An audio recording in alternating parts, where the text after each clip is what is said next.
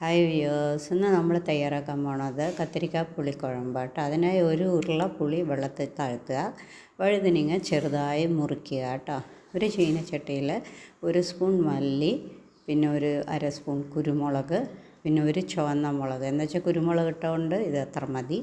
അര സ്പൂൺ കടലപ്പരിപ്പ്, പിന്നെ പെരുംജീരകം, നല്ല ജീരകം, പിന്നെ അതിലേക്ക് കായം, പിന്നെ കുറച്ച് കറിവേപ്പില, പിന്നെ വെളുത്തുള്ളി, ചുവന്ന ഉള്ളി, കുറച്ച് നാളികേരം എല്ലാം കൂടി നല്ലോണം ചോക്കെ വറുത്ത് അരച്ച് പുളിയും കലക്കി വെക്കുക കേട്ടോ. ഒരു ചീനച്ചട്ടിയിൽ നല്ലെണ്ണ തന്നെ ഒഴിക്കണം. എന്നിട്ട് വഴുതനങ്ങ ഇട്ട് ഉപ്പും മഞ്ഞൾപ്പൊടിയും ഇട്ട് നല്ലോണം വഴറ്റുക കേട്ടോ.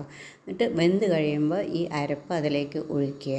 എന്നിട്ട് തിളയ്ക്കുമ്പോൾ അതിലേക്ക് ഒരു സ്പൂൺ വെല്ലപ്പൊടി ഇട്ട് കൊടുക്കുക. ഇതൊരു സെമി സോളിഡ് കറിയാണ്. എന്നിട്ട് അതിലേക്ക് കടുക് വറുക്കുക.